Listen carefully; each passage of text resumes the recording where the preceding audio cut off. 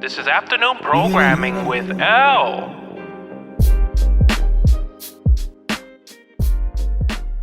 Hey, what's going on, everybody? Welcome to episode 14. I remembered this time of the afternoon programming podcast. It's your boy L here. And today I have an amazing guest. I think I've known you since, I don't know if I knew you the first year I moved to Atlanta, but I think it was like the year after.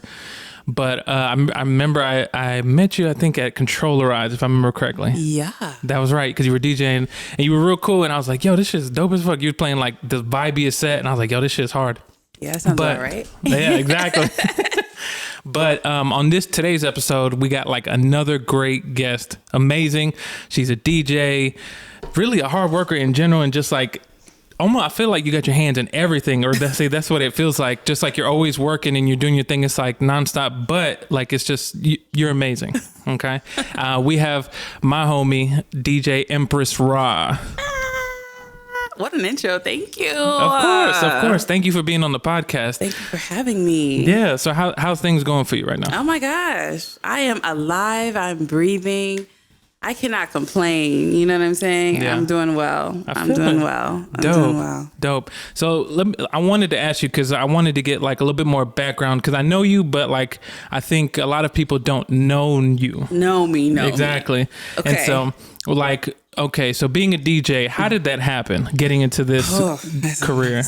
Do we got time? Yeah, we got time. I'm Empress Rah, and how did I get into DJing? So I always say long story short, but the story ended up being long, so just bear with me. Okay. But essentially, I have always had an affinity for music, of course, my whole life. I'm half Jamaican, half Guyanese. My mother's from Jamaica, my father's from Guyana, and I grew up in a household where music was omnipresent. It was just always around. My father had a crazy record collection, and our house was the house that everybody always partied at. Oh, you know what I'm saying? So growing up, my mother was in the kitchen cooking, amazing. And all of my family would come over and my dad was playing records. And I've always just remember just being in the living room dancing to some song, of some sort. And whether it be R&B, a lot of soca, calypso, reggae, dance hall. Wow. Just that was just my whole life. Yeah, like a variety of just music from everywhere. So if you listen to how I DJ, you'll understand why I DJ the way I do, because it stems from my roots.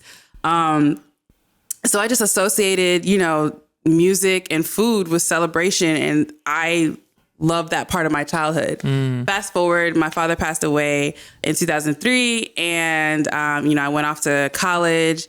Went off to grad school, and I've just always been that friend who, if Rah's got the playlist. Yeah. In college, I was the bootleg DJ when you couldn't afford a DJ. So I didn't DJ in college, but like when all the house parties, it was like Rah's going to take care of me. I was literally, that was my role in life. Like I was, LimeWire and shit. I was in the mixtape hustle. I was selling mixtapes. Wow. I was that, I was part of that whole thing. So, it's crazy that my career path was psychology and counseling and academics, higher education. But I just had this like longing in the back of my brain, just like, and, I graduated from grad school and I was like, you know what? I really, really want to get into DJing. I went to a step show here in Atlanta in 2011, and I met DJ Sean Soul. Shout out to Sean. He's like the first DJ who I walked up to because I was actually working the event. Okay. And I walked up to him and I was like, yo, I want to do this. And he looked at me, he was like, buy some turntables. And I was just like, where do I start? What do I do? And we just developed a relationship from there, and he guided me. And the next tax return was 2012. It's real. I was working in higher education, and my tax returns came back as my second year in Atlanta I was living. I went to Guitar Center and I was like, I want to be a DJ. What do I got to buy? And I was coming in at the era where CDJs was going out, controllers was in. Yeah. I didn't know any better, so I got a controller and I learned on the controller after studying the craft and realized that I needed to get turntables. Of course. And so then I went and purchased turntables, and that's when, I got my techniques, and then I got a mixer, and a basement DJ. Oh, wow. So let me ask you. So then going back, you've had like your whole life, you had like music just constantly playing in different varieties and different genres. Yeah. What was the moment because you're originally you're not from Georgia, are you? No. So that's another part of the story. I was born in Oakland, California. Shout out to the West Coast. Lived there for 10 years of my life. And then my whole family relocated to Florida. I grew up, even though I was born in California, I grew up in South Florida. Pembroke Pines, Miramar, South, Fort Lauderdale, for those that know. And then I went to high school in Orlando area. So then all over the place. Legit. No, I dig it. So then being in Florida, so going from Cali to Florida, what brings you up to Atlanta? So when I graduated college, I went to the University of Miami. Shout out to the U. Go Hurricanes. When I graduated college, I was just so tired of Florida because that was the state. My father died. I had a lot of trauma there, and college was hard as hell. And I was just like, I need a fresh start. And Atlanta was the closest spot. Wow. And I graduated during a recession. So it was really hard to find jobs as a recent graduate, and higher education usually does really well. And so there was a school in Georgia that was hiring, and I had a connect who referred me. And then I just moved to Atlanta with my Toyota Corolla and a suitcase. Wow, that's so crazy. So then you find your way up here. It's like interesting to hear everybody that I've talked to, like on the podcast, that talks about their careers. There's these moments that happen that kind of align in a way for them to come up here or just wherever they end up, right? Yeah. Because that's like the same thing that happened to me where I originally wanted to move to California. I went to school for film, and I was like, oh yeah, I want to shoot these movies, and I still loved music. Yeah. And then I actually went to visit LA to look at places, and I was like, let me look at apartments, came back, and I was like, that shit's expensive. I'm not gonna make it. And so but then somehow life started to open up these things where like people were like, hey, I have a room here and it's cheap. And I was like, I can afford that. Yeah. And like, I literally was working like 5 jobs at the time. And I remember there was this call center job I hated. Like I hated, and it got to the point to where they were like, hey, we can tell you have an attitude, like on the phone. And I was like, I gave myself like March 10th of 2016. And I was like, I'm gonna save up as much as I can and just move and just go. And I literally left with like, I think $3,000 in my bank. Yeah. And just packed my stuff into my... That's how the story starts. Exactly. VH1 behind the music. You know what I'm saying? Like that's how it starts. It's something pivotal, that happens, and a change, a move. Like, just do it. If you ever hesitant on just or wanting something different in your life, like I always tell people, like you'd be so surprised at the opportunities. That when just come you just up. like step out of your comfort zone. Yeah, and that was definitely stepping, because I don't know. I went to a state that I knew literally like 3 people. I didn't knew nobody in Atlanta. I came here. And Atlanta is going to Atlanta. You know what I mean? Like they know their crowd, their people at the time, at least. Yeah. And I came in hella green and hella new. Like, hi, I'm the new girl. You know what I mean? It's like going to a new school, and you walk in the homeroom like, hey, and they're like, who's this chick? Like, where you come from? Like, that's how I felt. Wow. Yeah. So then, so coming back, when you met your your friend now, DJ Sean Soul? Sean Soul. Mm-hmm. Was that like kind of the experience where you kind of were like, I'm going to take a chance, or was there something else that kind of brought you, that worked up the courage to be like, you know what, I'm just going to take a shot at this? I don't know. It was a couple of things. So it really started off as an experiment and me saying I'm going to do it, because I got my master's is in business administration, and with a concentration in digital marketing. So I have a lot of experience with social media, graphic design, all of that. And when I graduated, our last class was like, you have to create a business plan. Okay. Right? You had to create a business plan, and like, what's that business going to be? And simultaneously in taking my last class for my program, that was when the buzz was in my ear about DJing. And I was like, so when I graduated, I was like, let me try this DJing out. I don't know. I know one thing is making business cards, and I know social media. This is like when Instagram was first starting to be used as a business platform for creators. Like this is when it was like super, super new. Yeah. And Facebook and all of that. So like, I was like, okay, you can create your page. And I was like, okay. And what happened was my cousin, shout out to Mika, she hired me for her wedding. And that was the first gig that I had, like the first real big gig. Actually, I've had a couple of small gigs before then, but they were nothing, that was the first gig. And leading up to that gig, she was like, it was a destination wedding, which was like in like South Carolina. So I had to travel. And when she asked me, she's like, I want you to DJ. I was like, shit, what? Like, what do I got? I don't know if I could curse. Sorry. No, you good, yeah. I was like, what? And so I had no idea what to bring. Like, I need a speaker. I need what? I need a table. I need tablecloth. I started, running in the OCD and then the, administration side of me, put it all together. I did business cards, all of that. So I walked into this wedding like I've been doing it for years. And this was my very first wedding. Wow. She knew that, but like nobody else did. Okay. And the moment I knew I had something was when someone came up to me. They were like, you are so dope. Do you have a business card? And it was at that moment I was like, this could work. Ladies and gentlemen, we have a stream of income. We've opened up a lane. Yeah. And ever since that day, I have been referred to now. That's wild. But that says a lot, because I know personally there's people who are listening or like watching that might not know of your talent and your skills. You're an amazing DJ, and like it's always like a vibe. Like because there are moments, and I'm pretty sure you've experienced it too, where somebody's DJing and they just can't get like the crowd into it. Yeah. And that's a scary moment for DJs. Sometimes you're like, shit, I don't know what's working. Terrifying. It's very terrifying. But I always notice you always find a way. Somebody is vibing. If not, somebody, I just need one. Exactly. That's my rule. I just need one person. If one person is nodding their head, then I'm doing my job.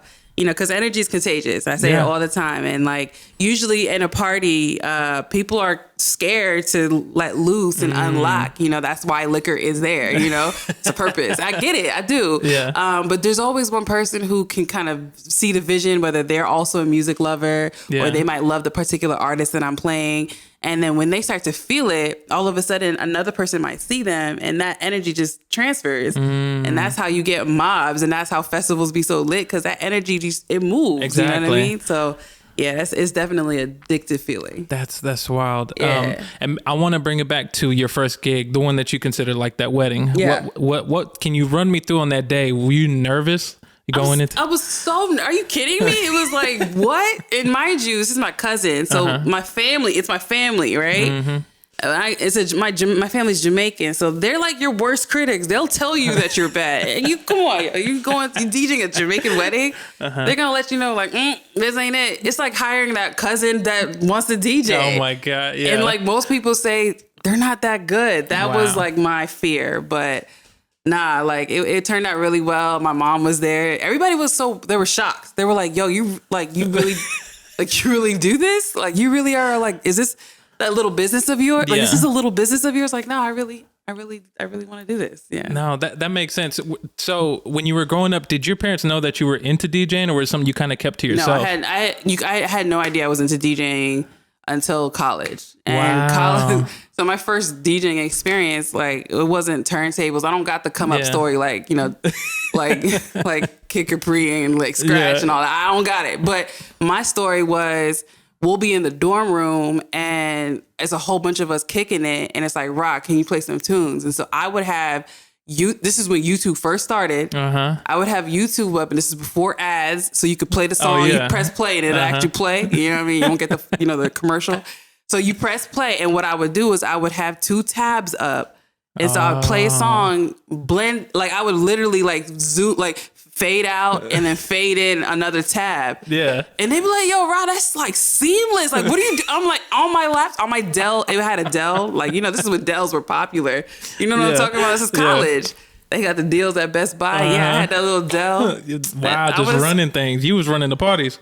Every time. Wow. All my friends can tell you from college, yeah. Wow. So then when your parents do find out, like, you're into DJing, what do they say about that? That little business of yours. My father passed away, unfortunately, before he knows now. But, like, I was still in high school when he died. So it was really my mom. And I always had it as a side hustle, and I've always had side hustles in general. Like I've always had 2-3 jobs. I've always So when I said I was doing it, it was like, oh, it's another one of Rah's hustles. Like she's just hustling. Yeah. Until 2017, 2018, I was like, nah, I do this full time. Like this is my job. And they were like, what? Wow. How much money do you make? And I'm like, yeah, I can pay my bills. You know what I mean? Wow. So, yeah. And then, so was your mom, was she like, once she saw like you're able to do this and support yourself, was she just like full support for you? Or at first was she wanting you to go down like a traditional route? Yeah, nah, I come from a Jamaican household. If you know anybody from that country, it's like you're doctor, lawyer, or nothing. Of like, course. There ain't no in between. So even now, my mom's like, even to this day, she knows. But when I tell her about my events, she's like, oh, like she doesn't... I'm like, oh, like mom, like what? Definitely like at like one of the biggest festivals in Southeast Atlanta. She's like, oh, that's cute. Like, wow, that's what I was about to ask you because I know you recently did one music fest. I did, and then she's like, oh, okay, that's nice. Like, nah. I've had her come out to some of my gigs, and she understands. Like, she just want to make sure that I'm good, and so I don't ask her for money. I help her. So she's like, all right, well, you doing something right. No, definitely. But that comes with the hustle of the business behind it, because that's very, very important. I know a lot of talented DJs that aren't doing what I'm doing because they don't got that business mindset, and they're not treating it as a business or moving like a business, and that's important. You know, no, that's really important. I'm glad you said that because that makes sense, because I know that's a lesson I had to learn early on. So like before focusing, so hold on. I'm talking a lot because this is a lot to unpack. I got you. Let's do this. So growing up, I loved music, but I didn't know I wanted to do anything with it until like I listened to this one Puerto Rican rapper, and I was like, yo, this dude's amazing. Right. And I listened to the production, and I was like, who makes this? Like, how do you make this? Yeah. And I got curious and did it. But then along the way, I was like, oh, I love movies because my mom loved films. Like literally every day, whether somebody was watching or not, there was a movie playing. And there was always in the background, and we'd be watching movies all the time. We'd go to the movies all the time. And I loved being able to tell a story through the lens of a camera, right? Okay. And so then I did that, and then photography came later. And so I had all these different things going on, and I always loved the creative part. Yeah. But I hated the business part. It's horrible. It's horrible. It's necessary though. It is necessary. No, definitely. And so like I had to learn quickly, like, hold on, like it's fine that you have fun with this, but then when it comes to business, you got to know your shit. Yeah. Because if not, people will take advantage of you. Yeah. And that's kind of, it's a differentiating factor of turning it from a hobby into an actual career or a job. Exactly, to where you can do it full time, like you want to. I remember, I think, because like even, I'm saying I'm always still learning, but I remember when it's crazy when I first moved here, because when I moved here, I had like crazy opportunities come up. I worked with like CeeLo Green, Gucci Mane, Zaytoven, just a list of like people that I listened to growing up, and I was like, yo, this is like wild, I'm doing this.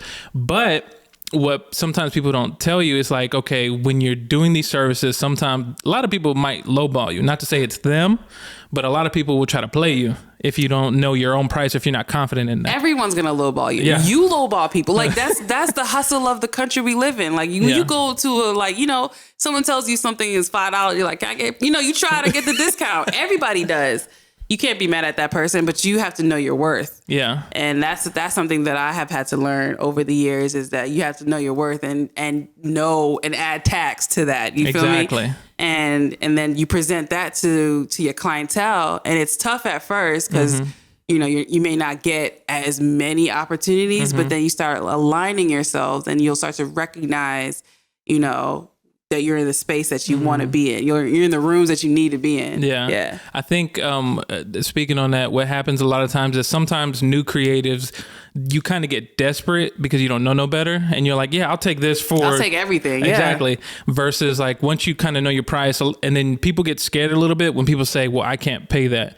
And versus lowering your price, just be like, well, come back to me when you can. It weeds out a lot of people that would give you a headache, or you're just gonna be upset working the gigs. I'm pretty sure you've had gigs. You were like, So after the whole that first wedding that we talked about, there was a little momentum. I was out here in these streets, and anyone who's followed my story or seen me DJ, like I've been everywhere. I've spun in all these random spaces, but like they weren't paying, and they might look amazing on paper. And I was saying yes. I did not say no. I said yes to everything. I was hustling. Yeah. Until I got to a point where I was burnt out, and I'm like, wait, the math ain't mathing. The math ain't mathin'. You feel me? And I was working full time at the time. Mm-hmm. I was just exhausted. And you had to come back, reevaluate yourself. My craft is getting better. I'm a little bit, when I go back and listen to like older mixes, I'm like cringing, like, oh, now I understand why I charged that. Yeah. Because that was where I was at in life. And now that I'm years past, I'm like, nah, I'm better.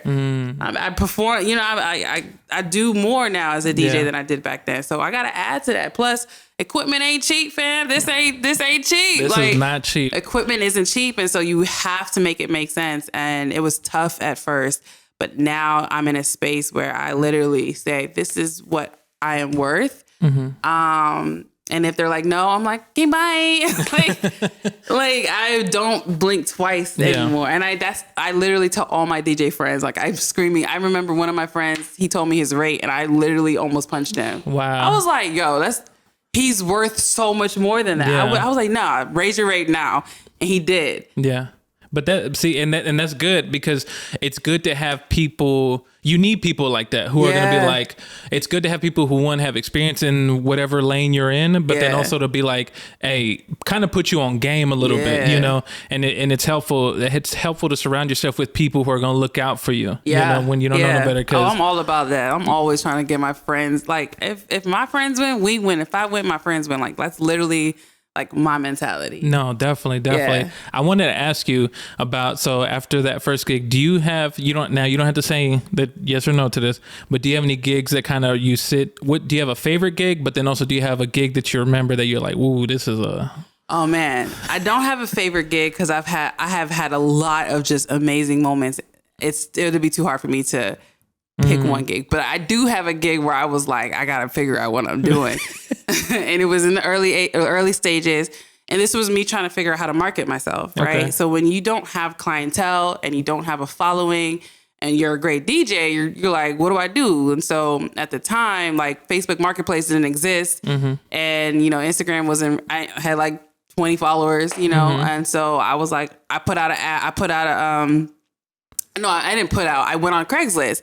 And if you go on Craigslist, there's like they look for DJs, like looking for a DJ. Look, you know what I mean? Like, hey, need a DJ for this. And I saw an ad for a club in Buckhead. I forgot the name of the club, but they were looking for a DJ and they had like $3 signs, but they didn't say what the number was. And I was like, all right. And I hit them up and I talked to the promoter. He told me this is the breakdown. He was like, this is the club, come out. I didn't go to the club beforehand. I literally walked. This is my very first like non-private event. Mm-hmm. I walked in and like the mixer that they had, I was like, yo, what is this? Like, and I brought my controller and they were like, we can't connect it was just a lot of, I just messed up. I really messed up going into that situation, but it was very it was really bad because I'm the only DJ for the night. And like, the promoter is looking at me like, bruh. Yeah. And I'm like, bruh. And we're doing the slow blink at each other. And I'm just like, I don't know what you want me to do. And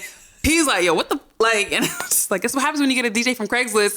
Like, my God. In my mind, it was a bad situation. Like the equipment was horrible. I remember calling up Sean's, like, what type of mix, like, what do I do with this? And I think it was at that moment that I went and got turntables. And then I like made sure to practice on everything. So I know how to play on most equipment because, as you grow as a DJ, you go into spaces where this is what it is. Do you know how to do it or not? Yeah. And so I'm like, yeah, I know how to play on most things. Like I've had to learn, because I'm like, I am never gonna not be prepared again. Like, that shit threw me off, yo. I was like, yo, this is bad. And it was that, I can never forget that moment. It was and then he never paid me. Wow. I was there. It was just like, I was on the phone trying to figure out, he looking at me, I'm looking at him, like people walking in and walking out. So he losing money. Like it was a bad night. Wow. That's wild. It was interesting. No, definitely. That makes sense. I know it kind of reminds me of like, there's like certain things. So I used to be in like event photography, as you remember. I used to be heavy, but then I stopped. I was like, I'm done with this. Yeah, it's a lot. It's a lot. And then it's like, I think creatively I kind of was just drained and stuff. And so then I kind of switched over and like did concerts, and I was on heavy. I kind of miss concerts. I might start again, but I would love concerts because I got to see the favorite artists that I love. Right. And then still doing portraits and stuff. And we've done a shoot together and that was dope. We did 2 shoots together. Oh yeah, that's right. Yeah. Damn. I be forgetting. Yeah. But so yeah, no, I definitely understand, because I've had like my nightmare, like, oof, like I remember working like early events of like people. I remember one event, I spoke about this on the last episode, where I worked with I'm not gonna say the name of the hotel just because I don't want to talk about it. I feel you. But it was a hotel in Buckhead, and there was an event where this big R&B artist came in, and they were looking for a photographer. And I was there, and like at the time I'm like, my skills are sharp, like I know what I'm doing. So I took a photo of the event of this person. They were coming to give a talk, did that, came out amazing.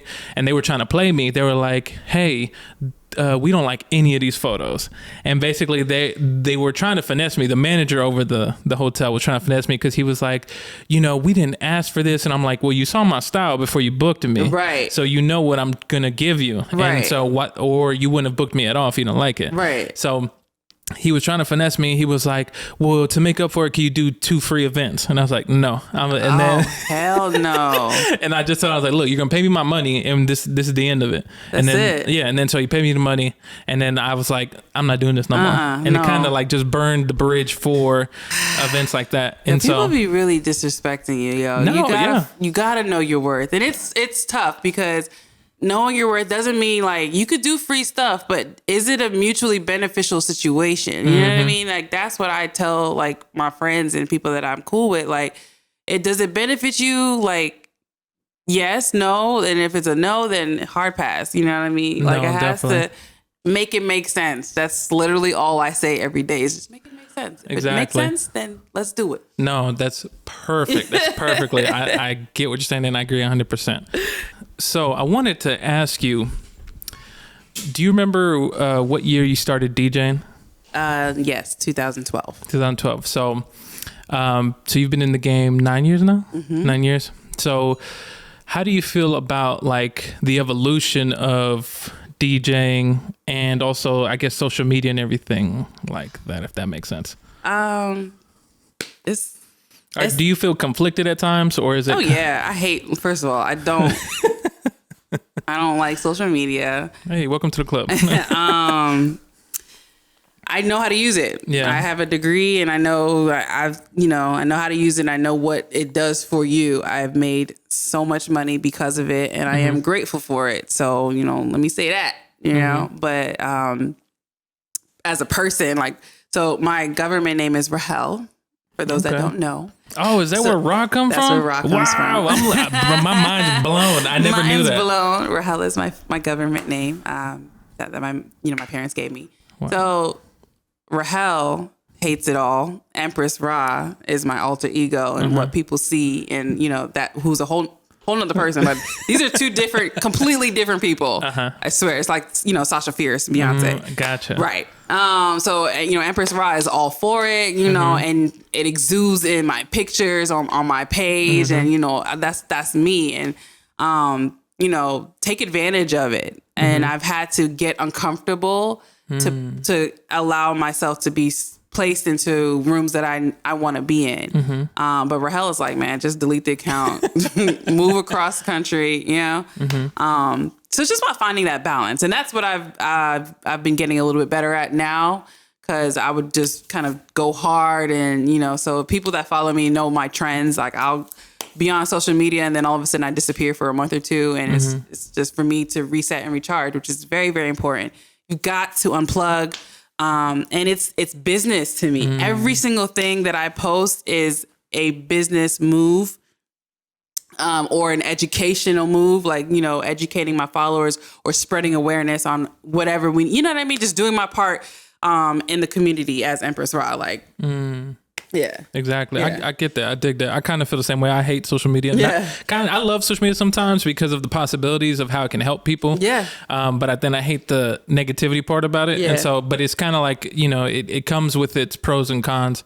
And it's about to get crazy too, with all these changes, and like metaverse is coming through. And yeah. I'm glad you bring that up. And now I'm on one. No.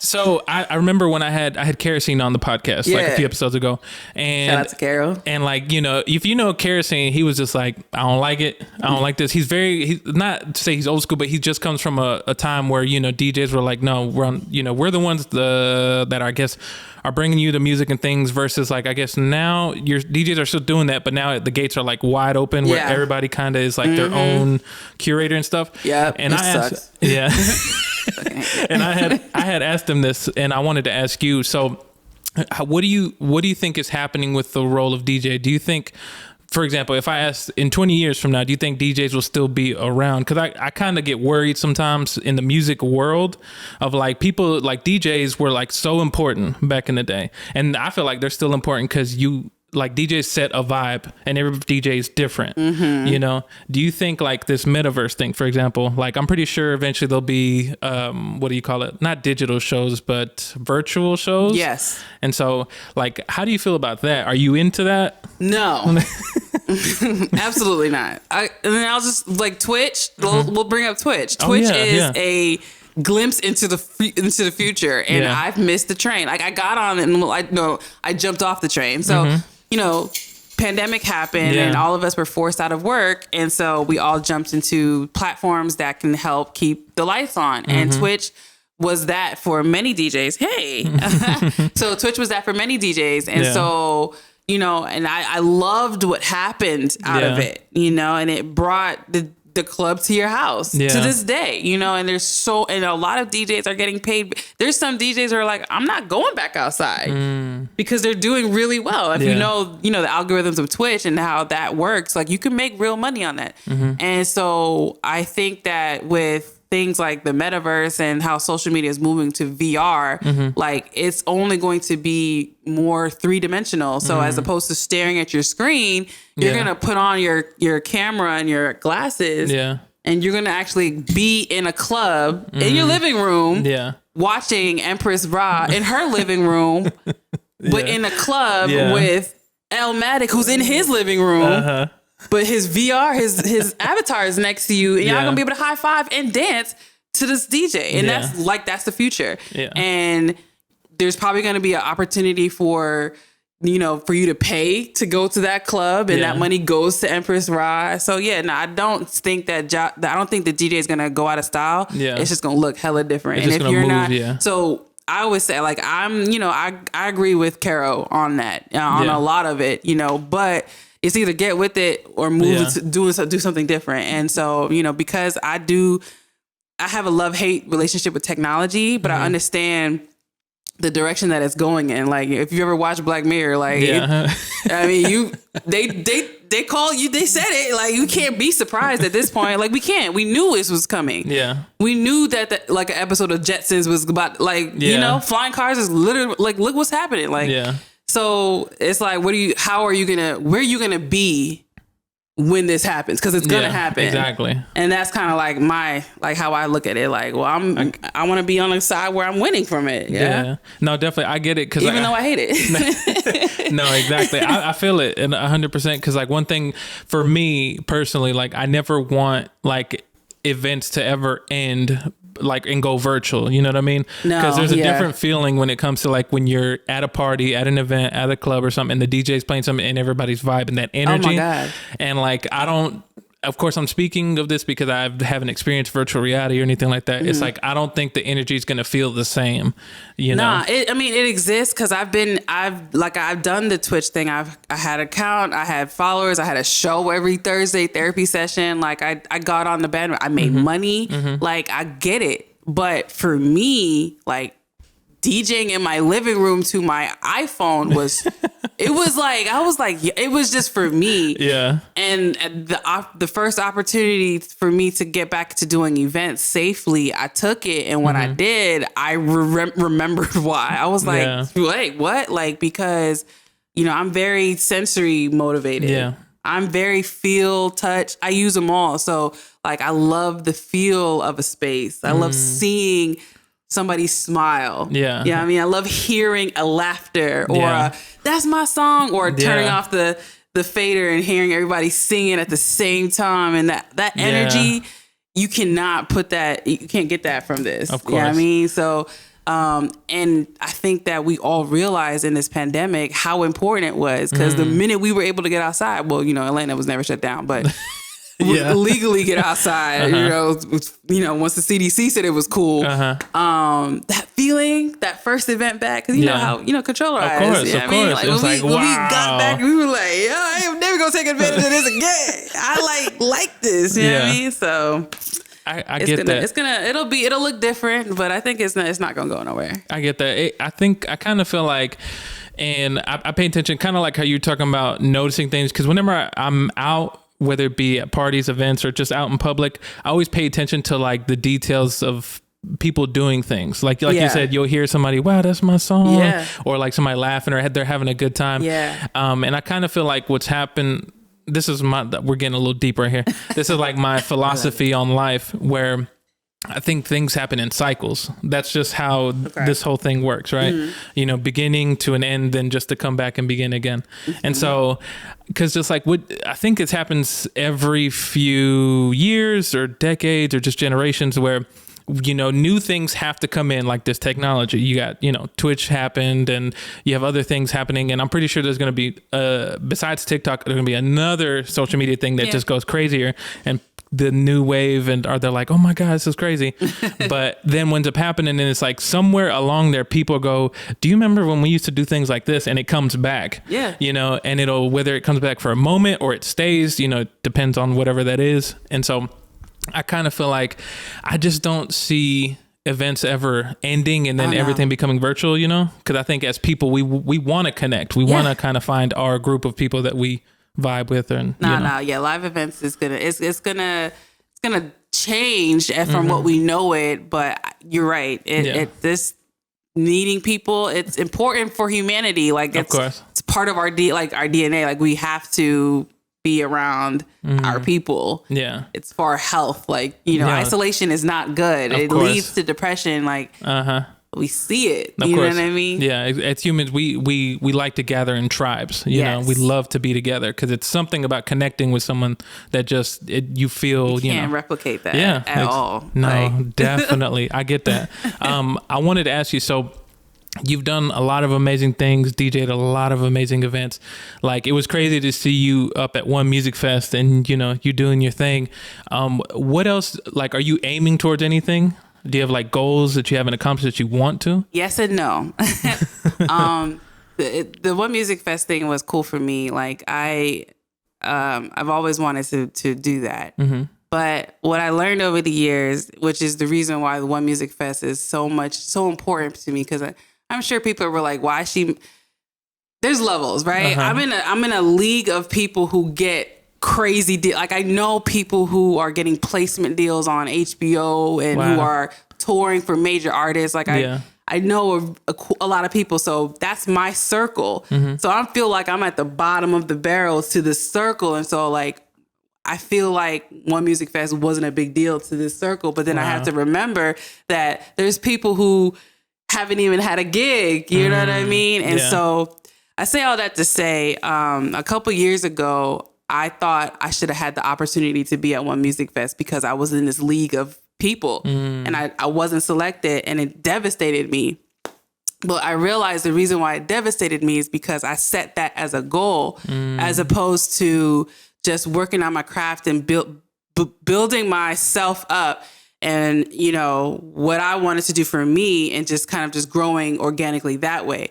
And so when One Music Fest didn't happen, I was like, yo, like, why? And then I had a conversation with one of my friends, and he was just like, yo, you can't give yourself these like tangible goals like One Music Fest, or because then you'll never be happy.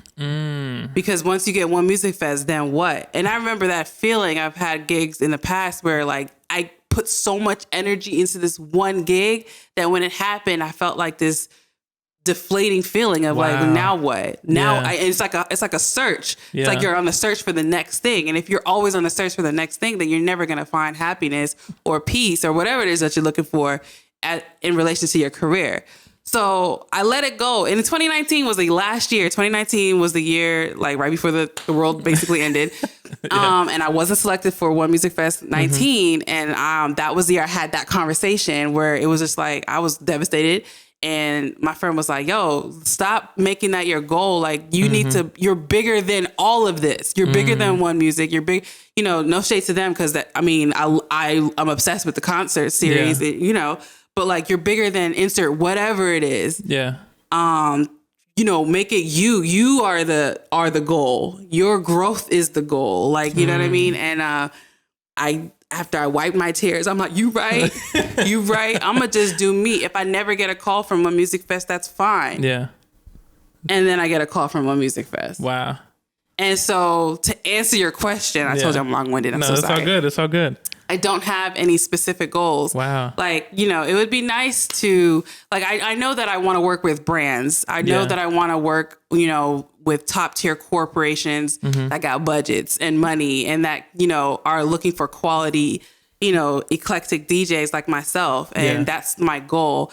And of course I would like, you know, there's brands that I have in mind that, I would love to do a partnership with them or a collaboration with them. But that's up in the air because it'll happen. It has happened. But, you know, for me to say, oh, I want to perform at Coachella, like I'm going to spend the rest of my life stressing about performing at Coachella and it may never happen. And then what? Yeah, you know exactly. what I mean? And if it happens, it happens. But I'm not going to be like, oh, you know, there's people who are like, I want to get a Grammy and they search for that Grammy and they do everything. And then you live your whole life like, you know, exactly. Feeling like if it didn't happen, you're like, well, shit, I failed. And that's not the case. Exactly. That's not the case at all. So I'm open-ended. I'm really just, if it makes sense. Yeah. That's it. Make it make sense. You dropping wisdom on this episode. That's crazy. Cause like, I definitely get what you're saying. Cause I remember coming here when I first started doing photography and like, I remember, I kid you not, before anything of the things I did, I literally just wanted to take a picture that was dope. That's all I wanted, right? Oh, that's it. That's what I just wanted to do. And I remember literally there were days and like weeks I would wake up at like 6 a.m, drive downtown just to capture the sun coming up on top of a parking deck or capturing these dope visuals just to be like, wow, this is amazing. And I did it because I wanted to get better and, you know, capture things that nobody would usually see, right? Right. And then because my skills got better and better, eventually people were like, come work over here, work over here. And I was like, okay, cool. And it's funny because like I've gone on tour with like Crit and that was like a crazy experience, but it's so funny because I never made it my goal to go on tour with anybody. It kind of just happened. It just happens. Exactly. And I was like, I'm so grateful because it taught me so much of just like how tours work and just you go in city to city and it's so dope. And then also, sorry to cut you off, but what you see is not what is. Yes. Very true. So what we see, like, oh, I want to go on tour or I want to do festivals or I want to do like, yo, I say this all the time. It's all smoke and mirrors. Yep. Like the logistics behind all of that stuff is not glamorous. No, not even in the least bit. It's a job. No, definitely. It's a job. It is a job. Almost just like clocking in and clocking out, except it's just you're doing it a little bit different. Exactly. You can smoke some weed too while you're at it. Like exactly. And it's funny because I remember when I first got there and like, I remember I was like a big fan of Crit. He was like one of my favorite artists. I love like, Crit, man. Grew up. And it's crazy how things worked out and how reality worked out. So we went on the Heavy's the Crown tour. Yeah. And I remember when they told me I got the job and I'm going on tour, I was just like, okay, well, this is a job. It's dope. I got it, but this is a job because Crit ain't my friend. You know? Right. He's like basically my boss. Right. Him and his manager. Shout out to Dutch and Crit. And but it was crazy. There was a moment where I did celebrate because literally the first stop on the tour was my hometown. Oh, that's dope. Yeah. Oh, that's a dope way to start. And it was almost like it was meant to be. Yeah. It was real wild. And I remember coming back home and then people being like, what are you doing? I was like, oh, I'm on tour with them. Oof. And just being like, and you know, just like that feeling of coming home like a hero in a way, you know? That's dope. But to harp on what you're saying, it was a job every day. It was a job. They were like, hey, we need a video. Hey, we need photos. We need this. It's a lot. And there's like a story that I think I told a while back. I don't know if you know about it. So I almost had like a crazy thing where I wasn't going to be able to go on tour happen. So when we were on tour, of course, and we were on a tour bus, and so there's like bunks on each side in the back. And I remember I was gonna sleep on the floor, but somebody had took it, so the only spots left were up top. I had my laptop, and I was like working on stuff, whatever. And I got in the bunk. My laptop fell out the bunk, and it fell face down on the floor. And it happened in the middle of the night because I fell asleep and I was panicking. I looked at it, the screen was cracked, and I was like, oh shit. Like, and the tour just started. And so I turned it on. I was like, please, Lord, turn on. And it turned on and it still worked fine. Oh, and thank you. I'm so and invested. Like, I actually still have the laptop. Like, it still has the crack and everything, and it still works. But I was like, yo, that shit's crazy. And so I had to move a little different, but it was still an amazing, fun experience. I became good friends with, DiBiase. Yes, of course. Yeah, that's the homie. We laughed so hard like on that tour, had so much fun, but it was fun. But at the same time, there were days I'm like, damn, I am tired. Yeah. Like, because they're talking like, all right, social media content, what you got? What we posting? Do you have any cool ideas? Do you have anything? And it was a lot. Cause I remember coming off the tour and being drained. Yeah. Like, I was like, I don't want to shoot pictures for like a while. Yeah. No, every time I do a crazy gig, any gig, I ride home in silence. I don't want to hear music. That's what? Yeah. Literally, that's my favorite part of the whole night is being in my car and literally driving in silence. Wow. Like it's work. Exactly. It's work. Yeah. I get it. That's crazy.